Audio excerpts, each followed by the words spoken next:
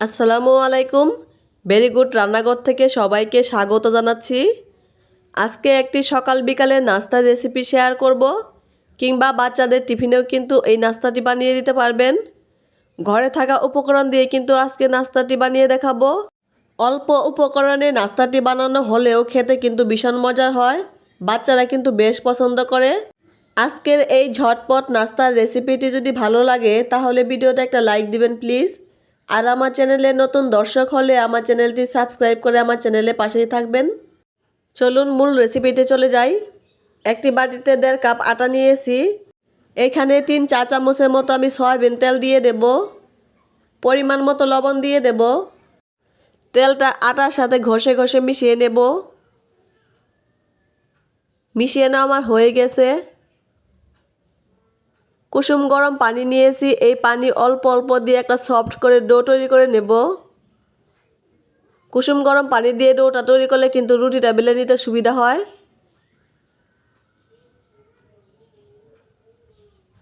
ডোটা আমার তৈরি করা হয়ে গেছে। এটা 10-15 মিনিটের মতো রেস্টে রাখবো। কড়াইয়ে সয়াবিন তেল গরম করে নিয়েছি। এখানে পেঁয়াজ কুচি, কাঁচামরিচ কুচি আর রসুন কুচি দিয়ে দেব। এগুলো একটু হালকা ভেজে নেব। পেঁয়াজটা কিন্তু বেশি ভাজা দরকার নাই, হালকা ভাজলে কিন্তু হবে। পেঁয়াজটা আমার ভাজা হয়ে গেছে। এখানে পরিমাণ মতো লবণ দিয়ে দেব। চুলার আঁচ কিন্তু এখন লোতে রাখবো, তা না হলে কিন্তু গুঁড়ো মশলাগুলো পুড়ে যাবে। দিয়ে দেব হলুদের গুঁড়া। একটা ম্যাগি মশলার প্যাকেট নিয়েছি, এটা পুরোটা দিয়ে দেব। ম্যাগি মশলার পরিবর্তে কিন্তু আপনারা চাট মশলা ব্যবহার করতে পারবেন। এখন গরম মশলা গুঁড়া দিয়ে দেব। এগুলো একটু হালকা ভেজে নেব, বেশি ভাজার কিন্তু দরকার নাই। আপনারা চাইলে কিন্তু এইখানে মরিচের গুঁড়াও ব্যবহার করতে পারেন। আমি যেহেতু বাচ্চাদের জন্য বানাচ্ছি এই জন্য কিন্তু মরিচের গুঁড়াটা ব্যবহার করব না। 2টা বড় সাইজের আলু সেদ্ধ করে আধা ভাঙা করে নিয়েছি। এই আলুটা দিয়ে দেব।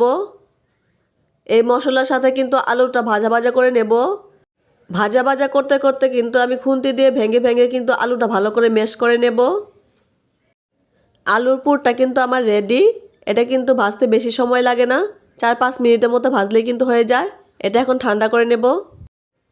আটার ডো থেকে ছোট ছোট করে লেচি কেটে নিয়েছি। পিঁড়ির ওপরে একটু আটা ছড়িয়ে নেব। একটা লেচি নিয়ে এখানে একটা ছোটো করে রুটি বেলে নেব। একটু পাতলা করে কিন্তু আমি রুটিটা বেলে নেব, তাহলে কিন্তু ভাজার পর নাস্তাগুলো খেতে ভালো লাগবে।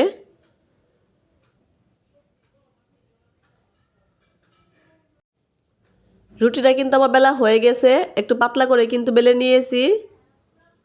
আলুর যে পুরটা বানিয়েছিলাম সেটা ঠান্ডা করে নিয়েছি। এটা রুটির এক পাশে দিয়ে দেব।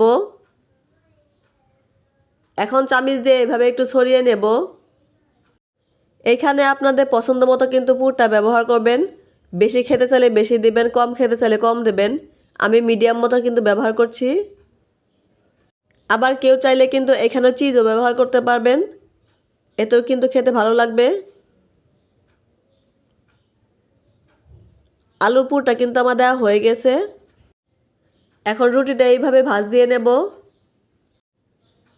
একটু হাত দিয়ে এইভাবে চেপে চেপে কিন্তু সাইডগুলো লাগিয়ে নেব, যাতে ভাজার সময় কিন্তু খুলে না আসে।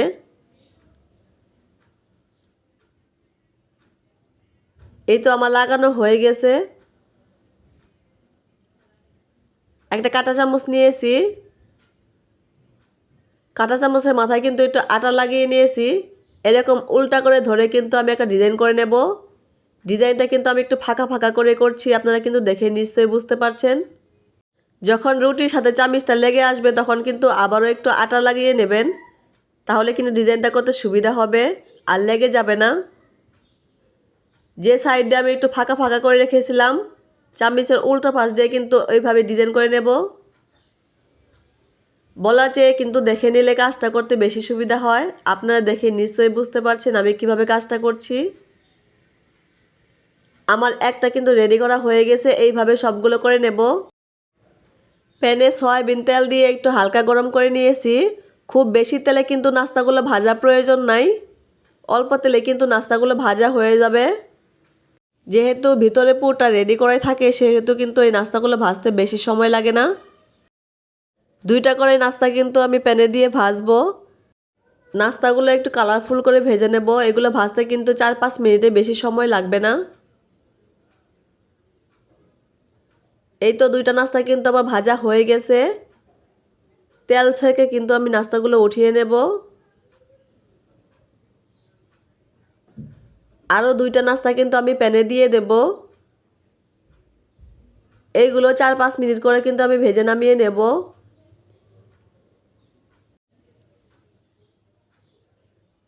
নাস্তাগুলো ভাজার পর কিভাবে রেডি করে নিয়েছি আমি একটা দেখিয়ে দিচ্ছি। নাস্তাগুলো ভাজার পর মুখের সাইড দিয়ে কিন্তু আমি ছুরি দিয়ে কেটে নিয়েছি। এরপর ভিতর দিয়ে এইভাবে শসা কুচি দিয়ে দিয়েছি। এইভাবে রেডি করে নিলে কিন্তু নাস্তাগুলো খেতে বেশি ভালো লাগে। এখন টমেটো সস ভিতর দিয়ে দিয়ে দেব। টমেটো সসটা দেওয়ার কারণে কিন্তু বাচ্চারা আগ্রহ নিয়ে নাস্তাতে খাবে। বাচ্চারা কিন্তু সস খেতে বেশ পছন্দ করে। এই কারণে কিন্তু আমি নাস্তাগুলো এইভাবে তৈরি করে নিয়েছি। শুধু আলুর পুর দিয়েও কিন্তু নাস্তাগুলো খেতে পারেন, সেটাও কিন্তু খেতে ভালো লাগে।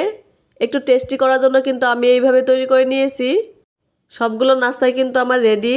একটু গরম গরম থাকতে কিন্তু নাস্তাগুলো তৈরি করে নেবেন, তাহলে কিন্তু খেতে ভালো লাগবে। এই নাস্তাগুলো আপনি যাকে বানিয়ে দেবেন সেই কিন্তু খুশি মনে নাস্তাগুলো খেয়ে নেবে। এতটাই টেস্টি হয় কিন্তু নাস্তাগুলো। যেহেতু নাস্তাগুলো অল্প তেলে বানিয়ে নেওয়া যায়, আপনারা কিন্তু নিশ্চিন্তায় নাস্তাগুলো বাচ্চাদের টিফিনে বানিয়ে দিতে পারেন।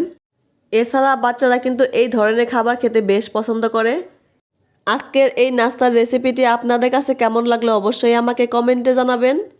নেক্সট কোনো ভিডিও নিয়ে চলে আসবো। সেই পর্যন্ত সবাই ভালো থাকেন। আল্লাহ হাফেজ।